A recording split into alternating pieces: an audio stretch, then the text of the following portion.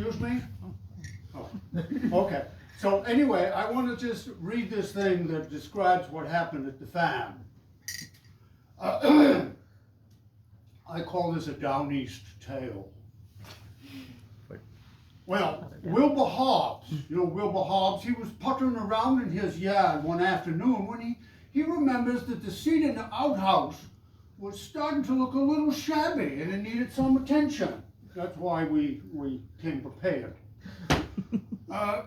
So he goes to the barn, gets his painting gear, heads over to the outhouse and proceeds to give the old wood seat a shiny new coat of varnish. Finishing the job lickety-split, Wilbur steps back and admires his work. And then he heads over to the barn to clean up his brush. Just then, his friend, Fletcher Eldridge, pulls up in the driveway in his old 1932 Ford pickup truck. The one with the floor mostly rusted out so you can see the ground below. Now, Wilbur has a vegetable garden. It's been raining like the devil this year, making it a especially good year for growing. So he has more sweet corn and zucchini than he could ever eat. Even for his wife Winnie, his 5 children, who've all moved out of state, and his farm animals, it was just too much to digest. Anyway, he told Fletcher to come over any time and pick as much as he wanted. And here's Fletcher right now. Well, Wilbur tells Fletcher to go over to the garden and help himself, and he joined him straight away after he cleaned up his varnish brush. So, Fletcher goes over to the garden, starts picking, when he suddenly feels a powerful need to empty his bowels. He suspects it's due to overeating the town hall bean supper last night and maybe having a bit too much of that prune cake for dessert. But whatever the cause, he needs relief, and he needs it fast. Well, it happened that the outhouse was right near the garden, and Fletcher spots it, trots over, plops himself down, and attends to his business just in the nick of time. Fletcher's good luck was short-lived, however, because when he's finished, he finds he can't get up. He lifts and he wiggles and he pushes himself, but he's just stuck tight to the wet varnish seat. After a few more grunts and pushes, he sees what's the problem, but there's no way he can get up. Fletcher realizes he needs to call for help, so he starts yelling, "Wilbur! Wilbur, come here! I can't get up!" Well, Wilbur hears the hollering, runs over to find out what's going on. He sees Fletcher sitting on the outhouse seat, trousers down to his ankles, looking peeved. Wilbur tries to give help by giving Fletcher a tug. But no matter how hard he pulls and Fletcher pushes, there's no freeing Fletcher's bottom from that seat. They finally give up and try to figure out what to do next. Wilbur suggests they call Doc Pritchard.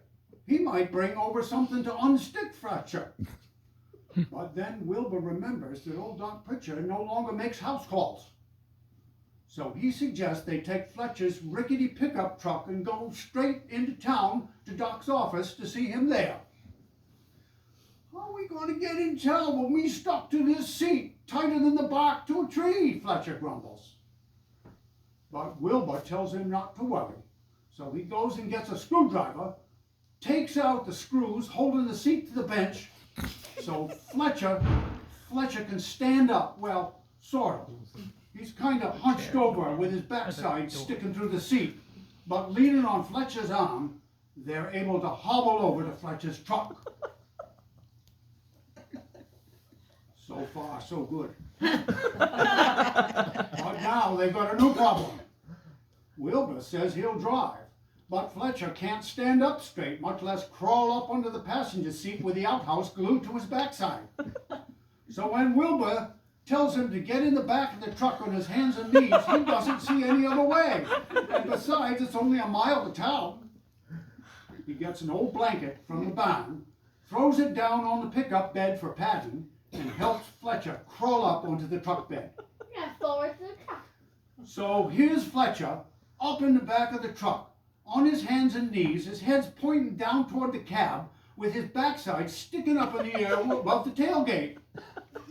And he says, "Wilbur, this ain't no good. There's no way I'm going to ride into town on the back of this truck with my rear end up in the air, exposed to the town folk to see me mooning all over Hancock County."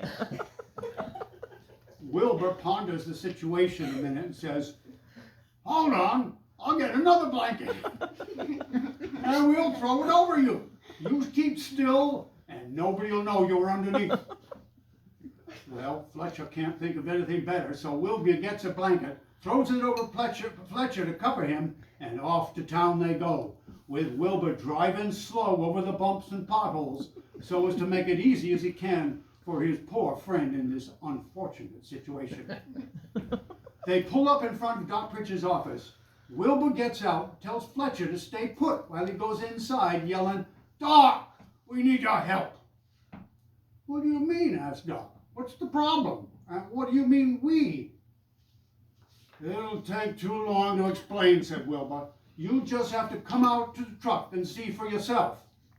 So Doc and Wilbur trundle out to the back of the pickup.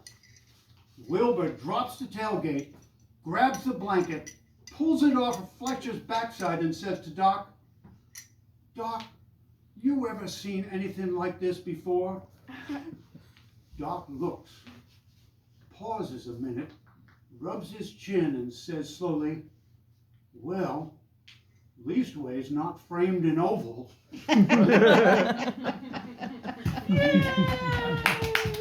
Yeah.